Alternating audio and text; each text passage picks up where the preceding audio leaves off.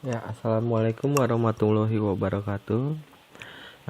Saya Diki Halin Wijana Asidik akan mempresentasikan jurnal fisiologi hewan yang berjudul Efek Ekstrak Bawang Dayak Eleutherin palmivora dan ubi ungu Ipomea batatas terhadap penurunan kadar kolesterol dan trigliserida darah pada tikus jantan. Ya, yang pertama itu ada pendahuluan, dimulai dari latar belakang. Secara normal, tubuh memproduksi kolesterol dalam jumlah tepat. Namun, kecenderungan mengkonsumsi makanan hewani dengan lemak yang tinggi dapat memicu kelebihan kolesterol dalam darah. Hal ini dapat menyebabkan aterosklerosis yang selanjutnya berpotensi menyebabkan penyakit jantung koroner. Menurut Bertram tahun 2010. Nah, pada tahun 2002, catatan WHO menunjukkan angka kejadian dislipidemia mencapai 8% dari total keseluruhan penyakit di negara maju, yang mengakibatkan 4,4 juta kematian setiap tahunnya di seluruh dunia, yang membuat masyarakat dunia semakin memilih menggunakan obat tradisional untuk menyelesaikan masalah kesehatan. Obat tradisional dinilai lebih aman daripada obat modern atau sintetik. Selain harga obat modern lebih mahal, resiko terjadinya efek samping juga semakin besar. Tetapi bukan berarti penggunaan obat tradisional aman tanpa efek samping. Jika penggunaan obat tradisional tidak tepat, maka tidak memberikan daya guna yang baik, bahkan dapat menimbulkan efek samping terhadap penurunan kadar kolesterol yang mencegah penyakit jantung koroner. Di sini ada kajian teoritik yang berkaitan dengan masalah yang diteliti. Yang pertama itu pada bawang dayak atau Eleutherin palmifolia. Yang pertama menurut Gilligan tahun 2009, tanaman yang digunakan sebagai obat anti kolesterol adalah bawang dayak. Semua kandungan fitokimia antara lain alkaloid, glikosida, flavonoid, fenolik, dan steroid. Umbinya juga bermanfaat sebagai disuria, radang usus, disentri, penyakit kuning, luka, bisul, diabetes mellitus, hipertensi, menurunkan kolesterol, dan kanker payudara. Nah, itu menurut Gilligan tahun 2009. Beberapa manfaat dari umbi bawang dayak. Selanjutnya, menurut penelitian dilakukan oleh Sharon dan kawan-kawan, senyawa flavonoid, fenolik, dan tanin dalam bawang dayak memiliki aktivitas sebagai antioksidan. Selanjutnya ada kajian teoritik yang berkaitan dengan masalah yang diteliti pada umbi ungu. Menurut Samber dan kawan-kawan tahun 2014, umbi ungu mempunyai kandungan gizi yang cukup melimpah antara lain karbohidrat, protein, vitamin, beta karoten, dan pigmen antosianin yang dibutuhkan untuk tubuh. Manfaat lainnya dapat berperan sebagai pewarna alami dalam industri makanan, juga sebagai sumber antioksidan yang dapat berperan melawan radikal bebas. Sedangkan menurut Octaviani tahun 2014, ubi ungu mempunyai senyawa fitokimia antara lain serat, vitamin C, flavonoid yang berperan menurunkan kadar trigliserida darah. Dan menurut Herawati tahun 2013 telah dilakukan penelitian mengenai aktivitas ekstrak ubi ungu sebagai anti-hiperglikemik pada tikus dengan dosis efektif 100 mg per kilogram berat badan yang secara signifikan dapat menurunkan kadar kolesterol.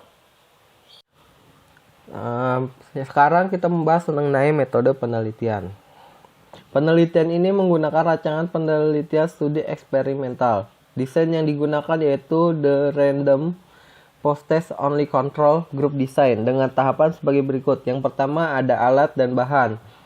Alat yang digunakan adalah beker gelas, gelas ukur, mortir, stamper, sudip, wadah maserasi, timbangan analitik, kandang tikus, timbangan hewan, pipet tetes, jarum oral, tabung reaksi, rak tabung reaksi, cawan porselin, sonde, label, spidol, cutter, alat digital multicare, dan strip test kolesterol, dan strip test triglycerida multicare.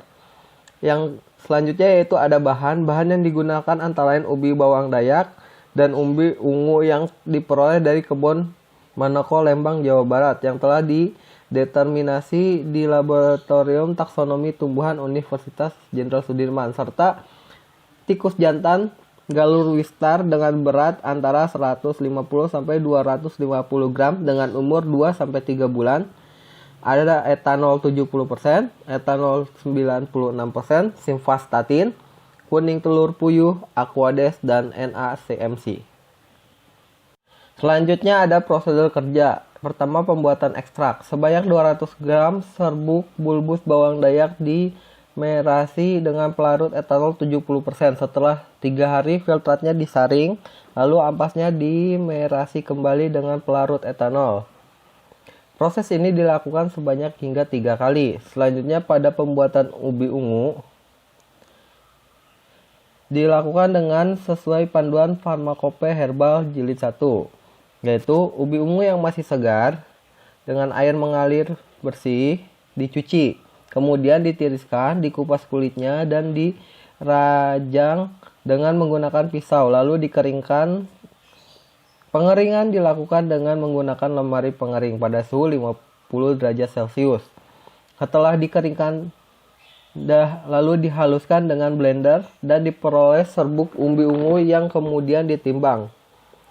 Nah, diperoleh beratnya sebanyak 450 gram. Sediaan dibuat dengan metode merasi, menggunakan modifikasi metode yang digunakan oleh Lee, dengan metode yang terdapat pada buku pedoman pembuatan sediaan glikenik. Secara ringkas, prosedur ekstraksi sebagai berikut. Bahan sebanyak 450 gram yang telah menjadi serbuk ditambahkan 1250 ml etanol dengan kadar 96%.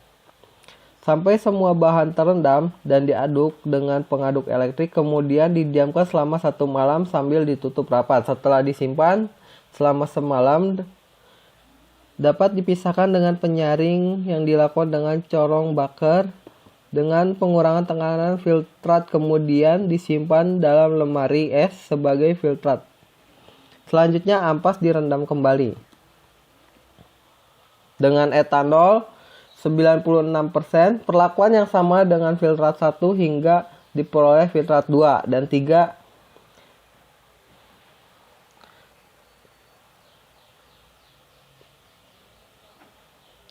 Ketiga filtrat tersebut dikumpulkan dan dituangkan dalam cawan porselen yang sebelumnya telah ditimbang untuk menghilangkan pelarutnya. Filtrat tersebut diuapkan di atas penangas air dengan temperatur rendah. Proses ini dilakukan hingga bobot ekstrak kental, konstan, dan tidak memberikan bau etanol. Setelah bobot ekstrak stabil dan ekstrak setimbang, maka proses ini selesai. Selanjutnya ada penghitungan dosis. Nah, dosis efektif ekstrak ubi ungu yang dilaporkan menurut efek anti-hiperglikemik pada tikus secara signifikan dapat menurunkan kadar kolesterol total adalah 100 mg kilogram berat badan, dan dosis efektif ekstrak bawang dayak yang digunakan sebagai antidiabetes secara signifikan dapat menurunkan kadar kolesterol pada tikus adalah 100 mg kilogram berat badan. Dosis tersebut digunakan sebagai dosis variasi. Jadi, dosis yang digunakan dalam penelitian ini terdapat 3 jenis, yaitu 50 mg, 100 mg, dan 200 mg. Selanjutnya, persiapan uji coba hewan. Sebelumnya dilakukan penelitian dengan optimasi induksi dengan menggunakan 3 ekor tikus dengan berat 150 sampai 250 gram. Tikus diinduksi dengan suspensi kuning telur puyuh sebanyak 10 mg selama 14 hari. Pengukuran dilakukan pada hari ke-4, ke-7, ke-10, dan Ke-15, 4 ekor tikus putih atau lebih dengan jumlah tikus jantan di semua kelompok. Secara keseluruhan ada 36 ekor tikus. Namun, diberi cadangan tikus untuk mencegah adanya tikus mati selama penelitian. Sehingga jumlah seluruh tikus yang digunakan dalam penelitian ini adalah 45 ekor tikus. Nah, jadi seluruh tikus nanti akan diinduksi dengan menggunakan kuning telur puyuh. Selanjutnya ada perlakuan. Setelah optimasi, selanjutnya dilakukan penelitian. Hewan uji coba ditimbang. Dipilih tikus dengan berat badan antara 150 sampai 250 gram. Dengan umur antara 2 sampai 3 bulan. Kemudian dikelompokkan random menjadi 9 kelompok, yaitu kelompok 1 sampai kelompok 9. Masing-masing 5 ekor. Hewan uji coba diaklimatisasi selama 7 hari sebelum perlakuan. Pada metode pengujian ini dilakukan suspensi kuning telur puyuh sebanyak 10 mg per kilogram berat badan sebagai penginduksi yang dapat meningkatkan kadar kolesterol secara eksogen. Selama pengujian tikus diberikan minuman dan makanan standar. Masing-masing kelompok mendapatkan perlakuan sesuai jadwal. Kelompok 1 yaitu kelompok tanpa perlakuan, yaitu kelompok tikus hanya diberikan makan dan minum. Selanjutnya pada kelompok 2 yaitu kelompok kontrol negatif, yaitu kelompok tikus diinduksi dengan kuning telur pada pagi hari dan diberi placebo atau NaCMC sebanyak 1%, 2 mili 200 gram berat badan. 1 jam setelah pemberian induksi secara oral selama 14 hari. Selanjutnya pada kelompok 3, kelompok kontrol positif, yaitu kelompok tikus yang diinduksi dengan kuning telur sebanyak 10 mg pada pagi hari dan diberi pembanding yaitu simvastatin dengan dosis 1,26 mg. Setelah 1 jam pemberian penginduksi secara oral selama 14 hari. Selanjutnya pada kelompok 4 yaitu kelompok tikus yang diinduksi dengan telur 10 mg. Maksudnya diinduksi dengan kuning telur sebanyak 10 kilogram berat badan pada pagi hari dan ekstrak bawang dengan dosis 50 mg selama 14 hari. Selanjutnya pada kelompok 5 yaitu tikus yang diinduksi dengan kuning telur sebanyak 10 mg di pagi hari dan ekstrak bawang dayak dengan dosis 100 mg selama 14 hari. Selanjutnya pada kelompok 6 yaitu kelompok tikus yang diinduksi dengan kuning telur sebanyak 10 mg pada pagi hari dan ekstrak bawang dayak dengan dosis 200 mg selama 14 hari. Selanjutnya pada kelompok 7 yaitu kelompok tikus yang diinduksi dengan kuning telur sebanyak 10 mg pada pagi hari dan diberikan ekstrak ubi ungu pada dosis 50 mg. Setelah pemberian diberikan selama 14 hari juga. Kelompok 8 yaitu kelompok tikus yang diinduksi kuning telur sebanyak 10 mg pada pagi hari dan diberikan juga ekstrak ubi ungu dengan dosis 100 mg selama 14 hari. Dan yang terakhir yaitu kelompok 9 yaitu kelompok tikus yang diberikan kuning telur sebanyak 10 mg pada pagi hari dan ekstrak ubi ungu dengan dosis 200 mg secara oral selama 14 hari.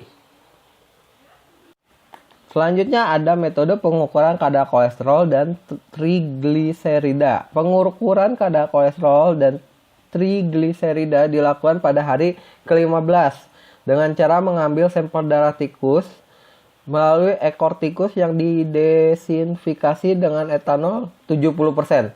Ujung ekor disayat dengan silet. Darah yang keluar pertama dibuang dan darah berikutnya diteteskan pada ujung strip yang terselip di alat. Sejumlah darah akan diserap sesuai dengan kapasitas serap strip. Pengujian dimulai ketika terdengar bunyi pada alat. Alat yang digunakan menghitung mundur 150 detik, kemudian menunjukkan hasil di layar dengan satuan miligram dl. Uji coba dilakukan pada semua tikus dari kelompok 1 hingga kelompok 9. Kadar kolesterol normal pada tikus yaitu 47 sampai 88 mg DL dan kadar normal trigliserida pada tikus yaitu 25 sampai 145 mg DL. Analisis hasil.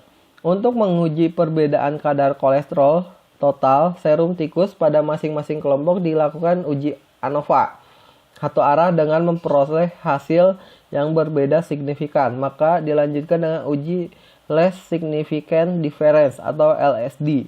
Hasil uji ANOVA satu arah dan LSD signifikan bila terdapat harga P kurang dari 0,05 dengan tingkat kepercayaan sebanyak 95% atau alfa 0,05. Hasil penelitian. Di sini dapat dilihat tabel rata-rata kadar kolesterol trigliserida pada hari ke-15.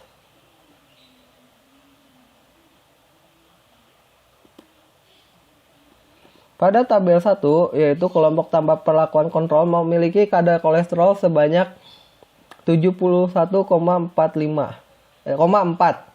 dan kadar trigliserida yaitu 85,4. Selanjutnya pada kelompok 2 kontrol pelarut yaitu 105 sampai kadar kolesterolnya yaitu 105 dan kadar trigliseridanya yaitu 137. Nah, untuk kelompok 3, kelompok kontrol positif, yaitu kelompok kontrol yang diberikan kuning telur puyuh dan simvastatin, memiliki kadar kolesterol yang cukup rendah yaitu 72,4 dan kadar trigliserida yaitu 85. Kali ini karena simvastatin memiliki mekanisme anti-kolesterol dengan menghambat secara kompetitif enzim HM-CoA reduktase yang mempunyai fungsi sebagai katalis dalam pembentukan kolesterol. Penghambatan terhadap HMG-CoA reduktase dapat menyebabkan penurunan sintetis kolesterol. Kelompok selanjutnya pada kelompok bawang dayak terdapat 3 kelompok, yaitu kelompok 4 dengan pemberian 50 mg bawang dayak dengan kadar kolesterol 92,2 dan pada kadar trigliserida yaitu 110. Dan pada kelompok 5 dengan pemberian bawang dayak sebanyak 100 mg didapatkan kadar kolesterol yaitu dengan 83. Sedangkan pada kadar trigliserida yaitu 96. Pada kelompok 6 yaitu kelompok bawang dayak dengan dosis yaitu 200 mg yaitu mendapatkan kadar kolesterol 72 dan kadar trigliserida yaitu sebanyak 80,6. Pada penelitian ini pada kelompok bawang dayak kelompok 6 yang paling kecil. Dengan demikian kadar dosis bawang dayak yang paling signifikan atau paling berpengaruh terhadap penurunan kadar kolesterol yaitu pada dosis 200 mg. Selanjutnya pada ubi ungu ada 3 kelompok yaitu kelompok 7, 8, dan 9. Pada kelompok 7 pemberian umbi ungu sebanyak 50 gram yaitu dengan kadar kolesterol 95, sedangkan kadar trigliserida yaitu 116,2. Selanjutnya pada kelompok 8 ubi ungu dengan dosis 100 mg maksudnya kadar kolesterol yang dihasilkan yaitu 87,2 dan kadar trigliserida yaitu 107,4. Dan pada kelompok 9 yaitu dengan pemberian umbi ungu sebanyak 200 mg, kadar kolesterol yang dihasilkan yaitu 80,8 dan kadar trigliserida yaitu 95. Dengan demikian dari tabel ini dapat dilihat bahwa dosis yang paling tepat untuk menurunkan kadar kolesterol dan kadar trigliserida, yaitu pada dosis 200 mg per kg/BB, ya, baik pada ubi ungu atau pada bawang dayak.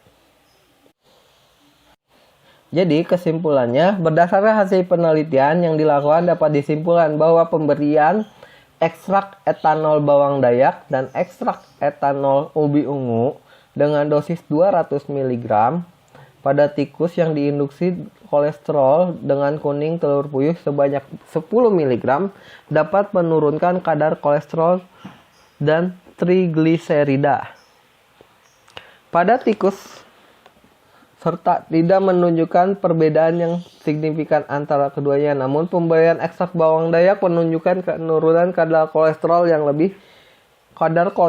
dan trigliserida yang lebih besar dibandingkan ubi ungu. Hampir sama dengan pemberian simvastatin pada kelompok 3.